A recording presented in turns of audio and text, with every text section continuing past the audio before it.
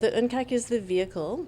It's an instrument which has been established by the General Assembly of United Nations and which is global and in which many countries in the world, I believe 184 to this point, are participating. So that's a very important vehicle that we can use to tackle this issue in Belize, the issue of corruption. When the government made the decision to ratify the UNCAC, I think Belizeans were very happy, but there's also the general perception that it'll be the panacea, the solve-all to the corruption issues that we do see. What would be one way for you to be able to explain that it is simply a framework, but we will have to change legislation and have other underlying work? Well, as you said, the UNCAC is a framework, so this gives us some guidance and enables us to be effective in tackling corruption. Now, it could be done without a framework like the UNCAC, but that is there to help us and to help us move forward and keep the momentum. So I think it's definitely of great value to Belize, and which is why it was something that came up at the request of the members of United Nations, as I said, in 2003.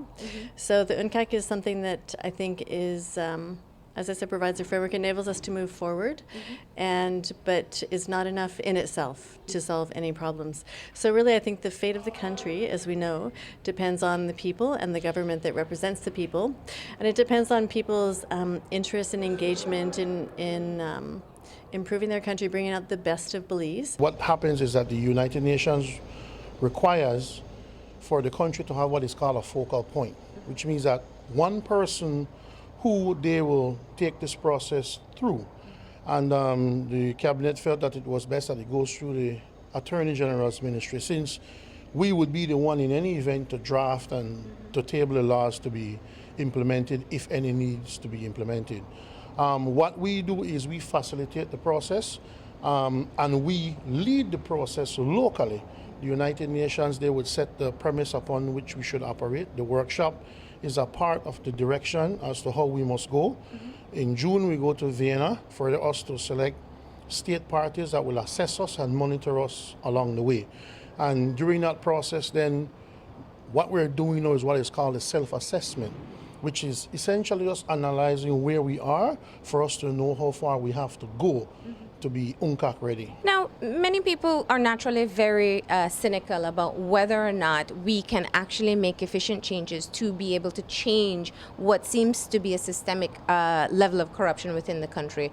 What would you say to the Belizean public about your own optimistic view regarding the signing of the UNCAC and moving into this specific phase? Well, that it will be up to all of us, not just the government.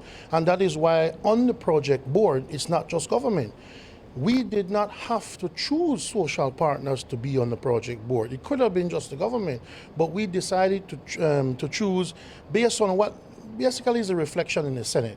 You have a church representative, you have the opposition representative, you have the NGOs, and all of these parties are represented. So my belief is that with the broad representation on the board and all these entities involved in the process, if we can't change it, then we will never change it.